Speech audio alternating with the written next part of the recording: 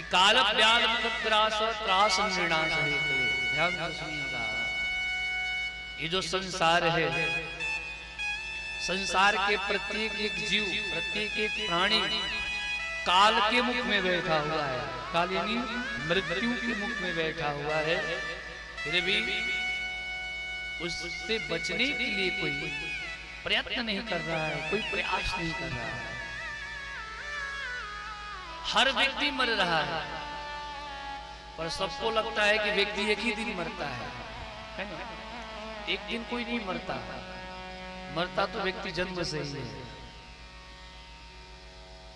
मरता तब नहीं, जैसा जन्म हुआ वैसे ही रहता है।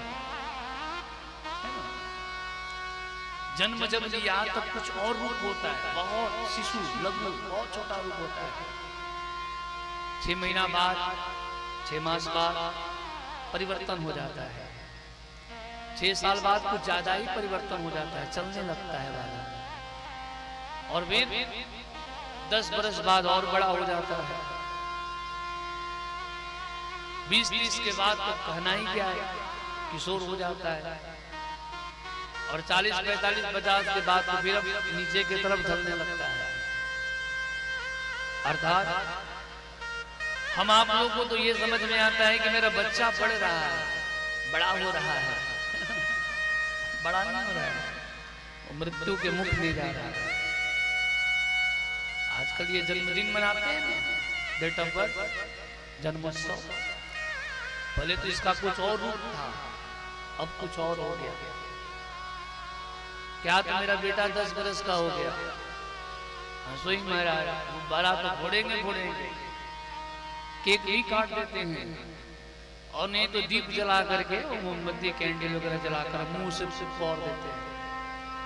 आप लोग को पता होगा, अभी भी ऐसे घर में बहुत सारे दादी माँ होंगी। अब तो खैर लैंप, वो दीप, वो जो जलता था दिया तो बंद हो गया। नहीं तो पहले बच्चे क्या करते थे कि दिए को जाकर मुंह से फूंक कर बुझा देते थे। तो दादी माँ हुआ करती थी, वो डांटती थी, मुंह से नहीं फूंकते। क्यों? दीपो नारायण साक्षात, दीप भी साक्षात नारायण है। हम कोई भी कर्म करते हैं, अनुष्ठान करते हैं, यज्ञ करते हैं, तो सबसे पहले दीप का पूजन करते हैं। वो दीप देव रूपस्थम कर्म साक्षी, कर्म साक्षी। आप ही तो हमारी इस कर्म अनुष्ठान के साक्षी हैं। ब्राह्म विवाह भी उसे कहते हैं जो विवाह मंडप के अंदर देव, अर्थात जो हम देवताओं का आवाहन किए, द्विज, ब्राह्मण, गुरु, पुरोहित आदि सब ले लीजिए उससे, और अग्नि, इन सब के ही नेतृत्व में इनको साक्षी मानकर जो ब्राह्म विधि से, वैदिक विधि से, वेद मंत्रोच्चारण के द्वारा जो विवाह संपन्न होता है, उसे हम विवाह मानते हैं। अग्निदेव के साक्षी मानकर हम जो संकल्प करते हैं, पूजा अनुष्ठान करते हैं, वो हमें पूर्ण फलीभूत होता है। ऐसे दीपक को क्या कहा गया है? दीपो नारायण साक्षात, वो साक्षात नारायण। और उन्हें क्या करते हैं? मुंह से फूंक कर बुझा देते हैं। एक तो जूठा किए आप, दूसरा बुझा दिए। हमारे सनातन में दीप बुझाने की परंपरा नहीं है, दीप जलाने की परंपरा है। दीप बुझाने का कोई मंत्र नहीं है, दीप जलाने का बहुत सारा मंत्र है, बहुत सारा वैदिक मंत्र है। इसलिए दीप जलाना चाहिए। सनातन तो हमारा यह सिखाता है कि गंगा जी के तट पर चले जाओ, दीप दान करो। नहीं जाओ तो किसी मंदिर में ही, जैसे दीपावली में हम लोग दीप जलाकर सजाते हैं अपने मंडप को, घर के मंडप को, मंदिर के मंडप को, ऐसे सजाते हैं। बुझाने की परंपरा भारतीयों का नहीं है, ये दीप बुझाने की परंपरा पश्चातियों का है।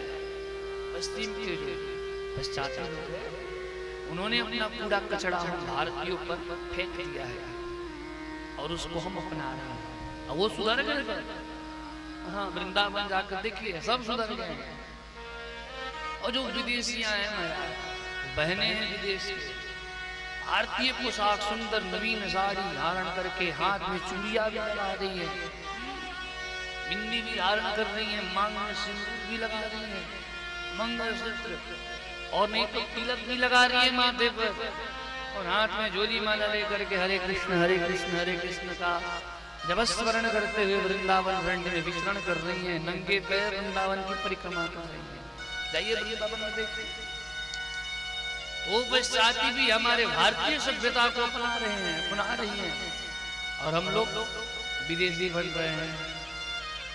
दीप बुझाने की परंपरा कहीं नहीं है, कहीं इसका शास्त्र में दूर दूर तक संबंध नहीं है। दूसरा जो काटते हैं ना, काटने का भी परंपरा नहीं है।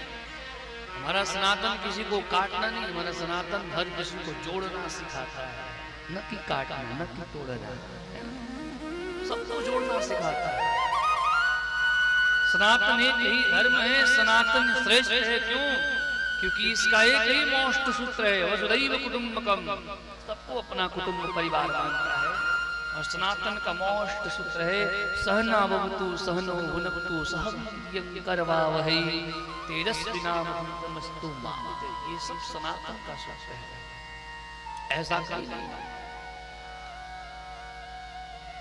तो मैं जो कहना चाह रहा था, क्या आज मेरा बेटा 10 बरस का हो गया, 10 बरस पूरा कर लिया, इसीलिए हम ये सब बुझा रहे हैं, केक काट रहे हैं, जन्मदिन मना रहे हैं, और खूब लोग जो दीपक बुझा करके ताली बजा हैप्पी बर्थडे ना पता क्या क्या बोल कर मार नाचता है, कूदता है,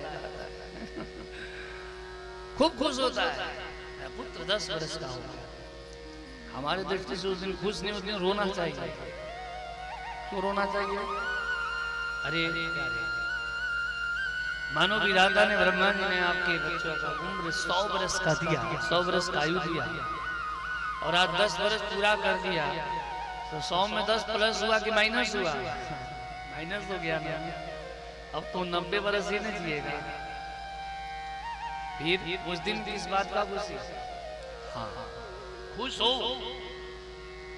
वो दीपक बुझाकर और केक काट कर नहीं, भगवान के मंदिर में जाकर भोलेनाथ का अभिषेक करती है, हनुमान जी का मंदिर है, सिंदूर का चूड़ा चढ़ा है ना,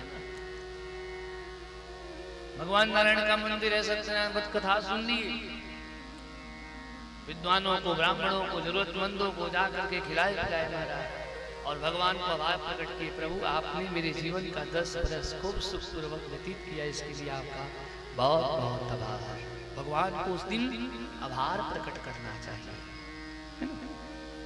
कहना मैं ये चाह रहा था, जन्म के समय बालक का कुछ और रूप होता है, 10 वर्ष बाद कुछ और हो जाता है। आजकल तो 25-30 वर्ष के बच्चे के बाल जो है सफेद होने लग जा रहे हैं, कुछ दाढ़ियां सफेद हो रहा है, चश्मा लग जा रहा है लेंस में। अर्थात व्यक्ति बड़ा लीन हो रहा है, जन्म के बाद से ही उसका मरना प्रारंभ है। जन्म के बाद ही कहा गया है देहेन सह मृत्युर्जन्मवताम वीर देहेन सह जायते, देह के साथ ही मृत्यु भी जन्म लेती है। जब बच्चा जन्म लेता है तो मृत्यु भी जन्म लेती है, इसलिए इसका हमें स्मरण रहना चाहिए। व्यक्ति प्रत्येक वर्ष, प्रत्येक मास, प्रत्येक सप्ताह, दिन, घंटा, मिनट, सेकेंड, पल मृत्यु के मुख में जा रहा है।